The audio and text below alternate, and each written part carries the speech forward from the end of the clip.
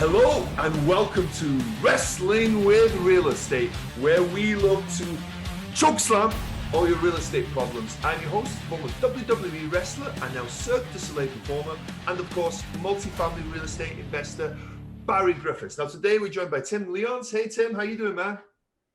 I'm doing great, Barry. How are you? I'm doing fantastic, man. I'm excited to have you on the show and excited to jump into today's conversation.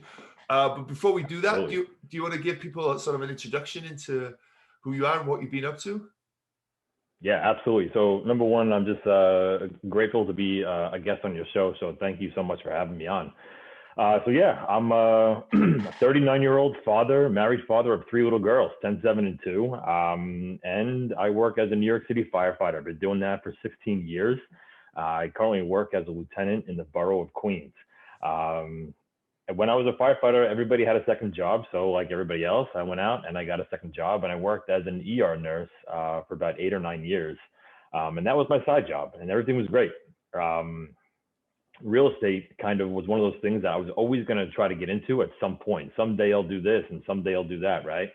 I now know that's called the destination fallacy, that a lot of people suffer. You know, they want to do stuff, but their mindset or their story in their head prevents them from kind of taking that action.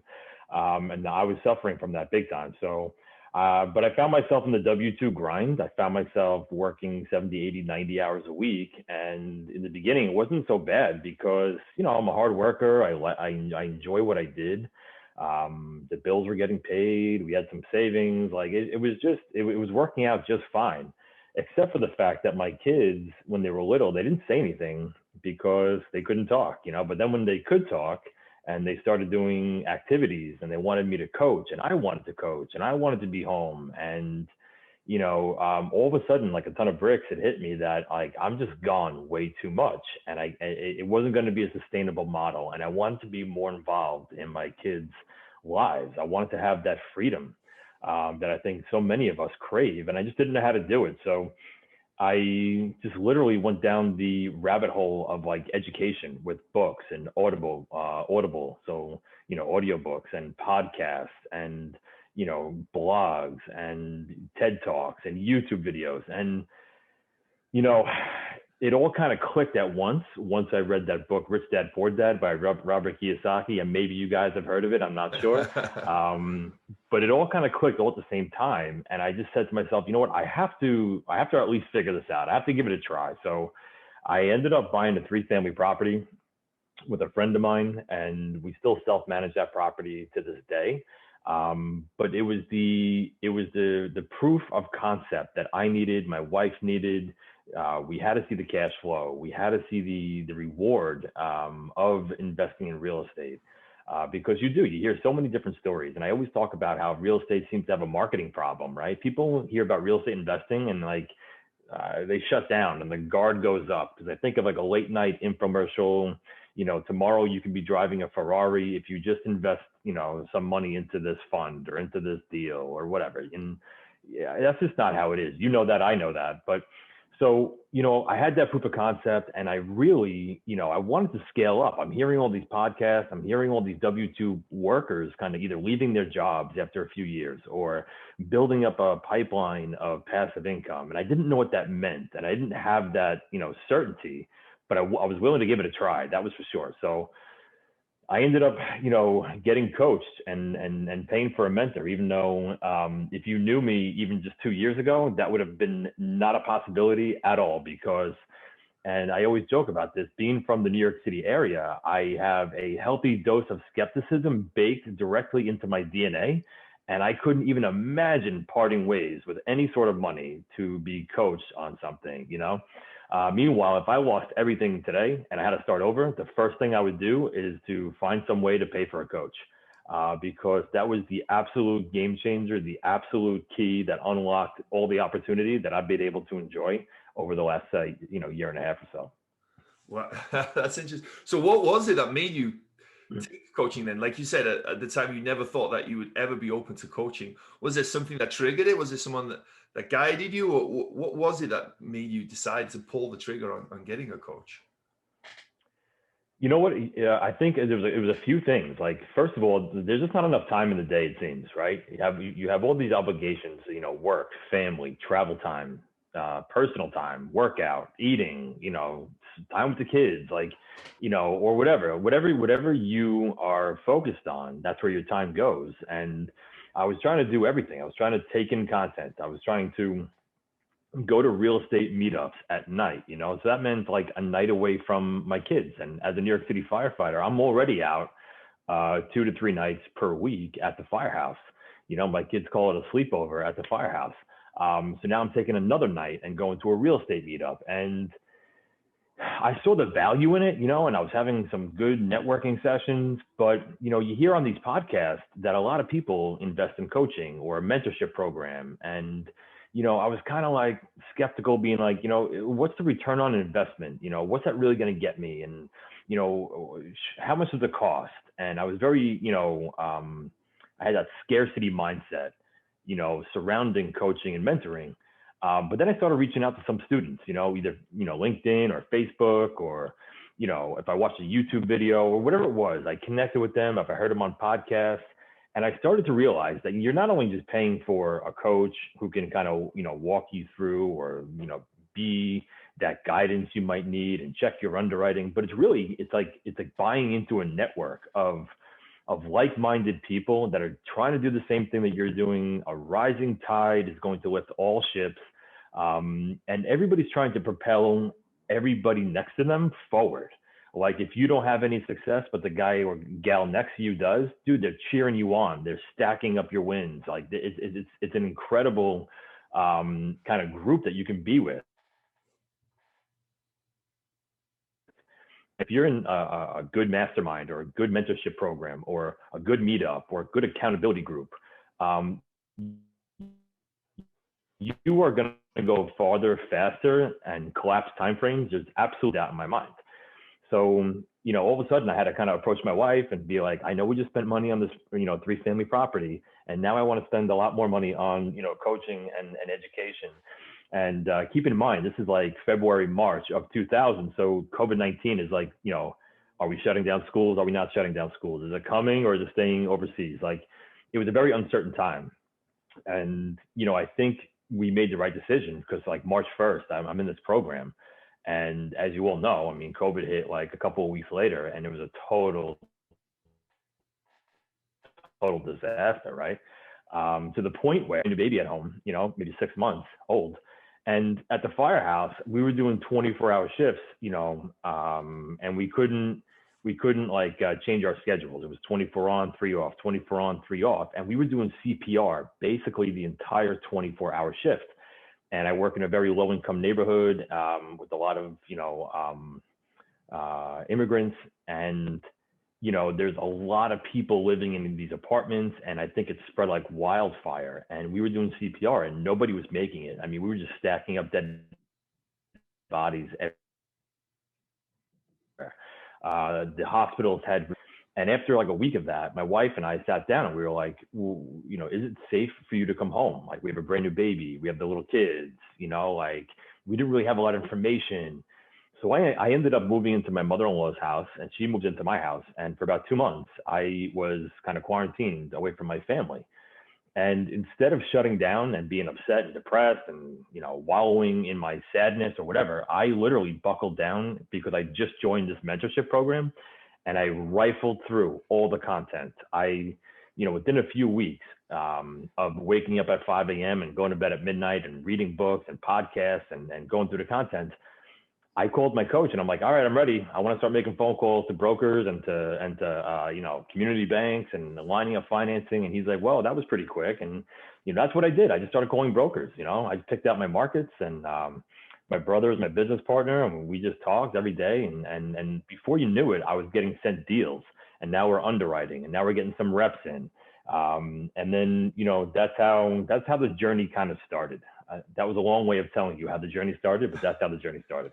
Yeah, well, first of all, man, thank you so much for everything that you and your fellow workmates have done. You guys have a tough job, and I hope you know that from my end anyway, you guys are thoroughly appreciated, man, and the utmost respect for everything that you do. So thank you so much for that. Thank you. But so let me ask you this: what is because this will bring me to my next question. What does your portfolio look like now? Yeah, so it's actually, I mean, I still have to wake up and pinch myself because, you know, we started off with that 3-family, like I told you. And my coach in the program, you know, invited me on board to his syndication that he was doing to kind of give me a behind the curtain look on how syndication works. And, you know, when I joined this program, I didn't even really know about syndication. I was really kind of looking for a 10, 12, 20 unit property to take down with my dad and my brothers and maybe some friends. When he gave me that opportunity of a lifetime, which I'll be forever grateful for, I got the behind the scenes look, and I had a chance to see what it was like. And then I had a chance to raise some capital. And I think that was really the turning point that, like, you know, oh my God, there's a thing called syndication. You can raise capital. You can bring your friends and family into a deal. You can help them out and support their wealth building and cash flow, and everybody kind of wins. And, you know, so we did that 43 unit deal in Pennsylvania.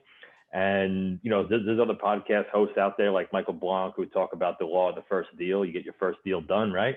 And you kind of, you know, the next deal appears. Well, that's what happened. And then all of a sudden, the second deal came, 144 units in South Carolina. Then the third deal, 148 units, a 2016 build in Sarasota, Florida. And then the fourth deal came, 226 units in Chattanooga, Tennessee. And then we just closed the fifth deal actually this week. We're recording in, you know, on June 24th here. So June 22nd, we closed on 166 units in Phoenix, Arizona. Wow.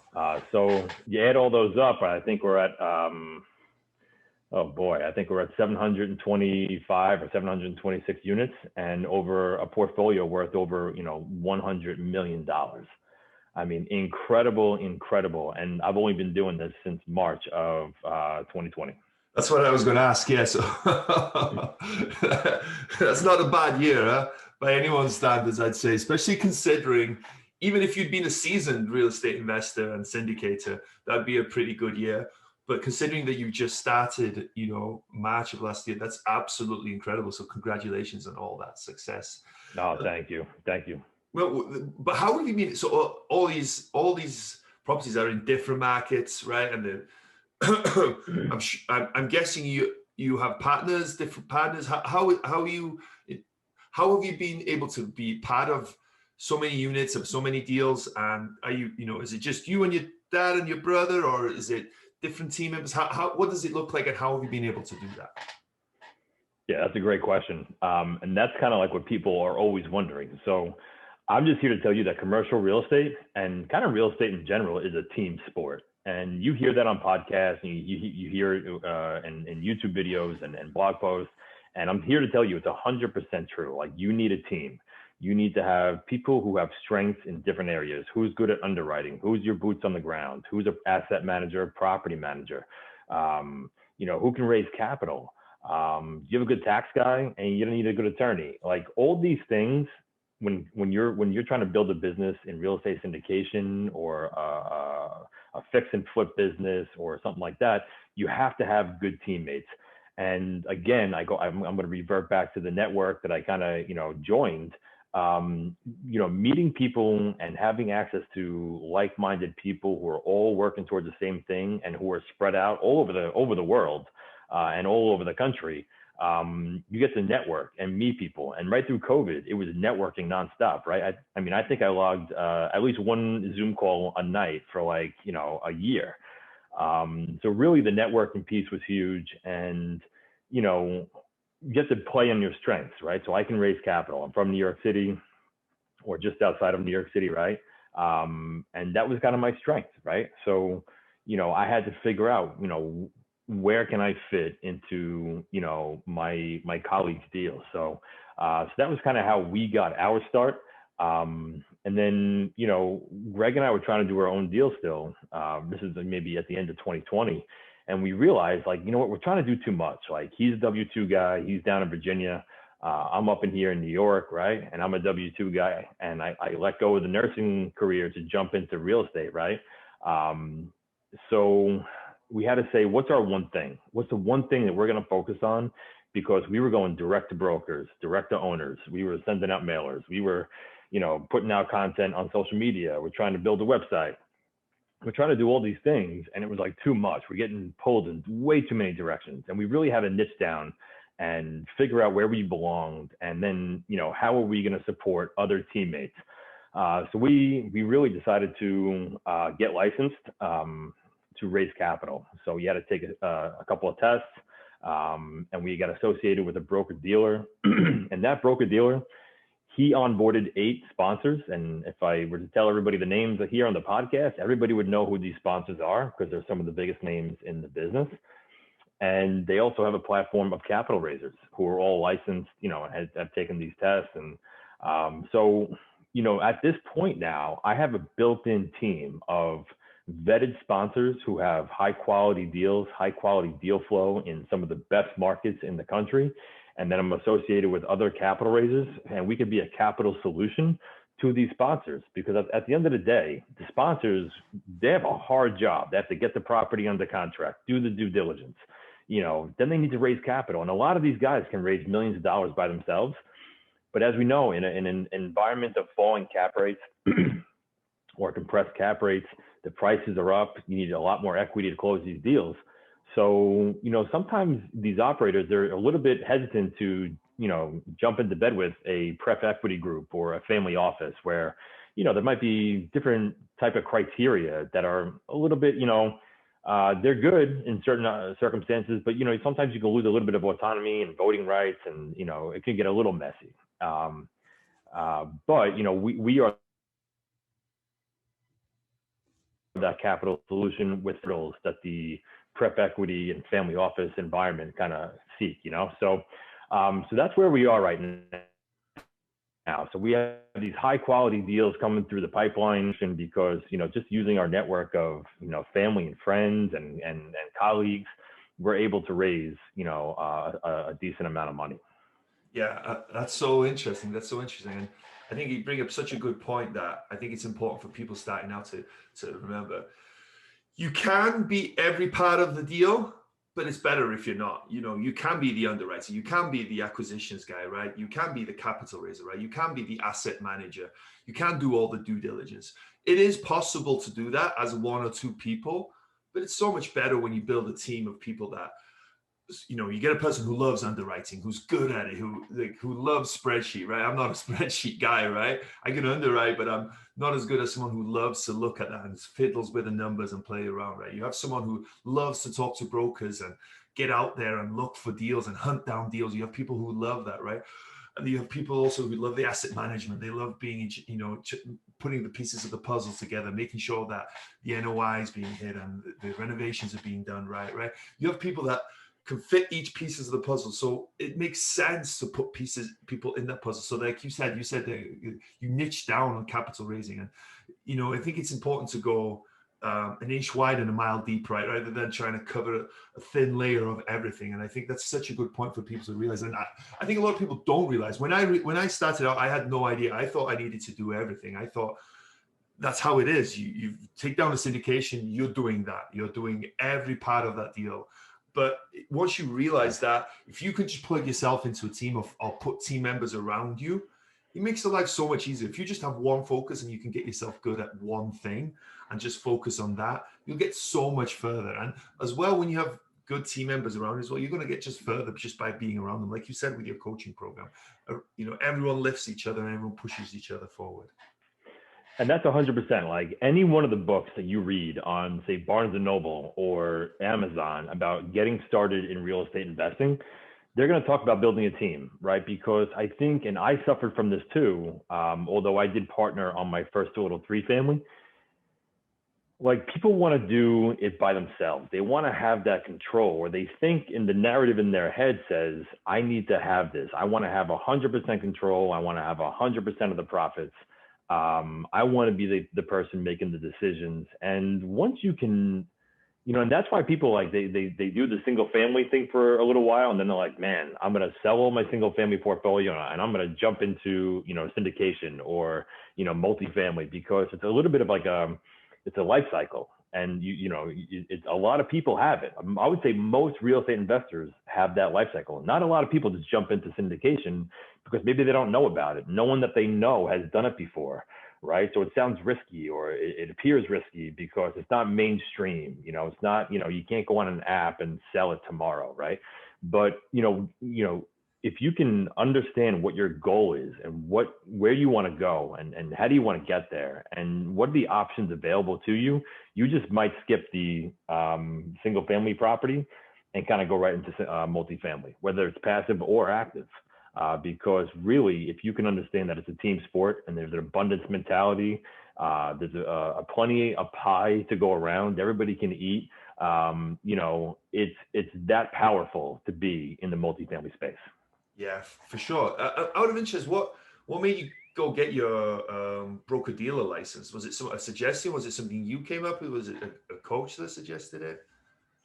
So I'm not the broker dealer. That's way too intense, right? Okay, I am not the broker dealer. Sorry, I got. We are So we are going to be what's called registered representatives of a broker dealer, right? So the broker dealer has a ton of responsibility as far as onboarding sponsors, flying around the country to their properties, making sure they pay investors like they're going to pay, like they said they were going to pay the investors, going through their books, doing background checks. Like they have this compliance aspect that, which is the benefit for us as being registered representatives of the broker dealer, because they do all the heavy lifting. They bring the good sponsors onto the platform.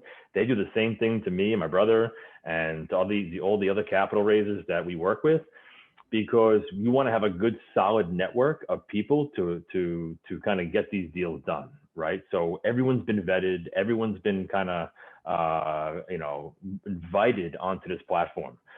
So you can raise capital for deals, right? If you're part of the general partnership, and I'm not an attorney, right? But my understanding is as long as you have a material participation in that general partnership and, you're asset managing and you don't just get paid specifically for capital raising, there's nothing wrong with it, But, Greg and I, we heard of the broker dealer thing. We weren't sure what it was. And then as we talked to people and started networking a little bit more towards the end of 2020, we found out that it's really not that difficult to pass these exams. And, for us, for what we were looking for, and then we heard of this platform that was being started, it was perfect. It was perfect timing. There was high quality deal flow. There was, leading sponsors in the country were, asking for more capital. And, that's what we could do perfectly. So it was kind of a no-brainer to us, right? So we could really niche down on capital raising. We can do it in a legal and efficient way.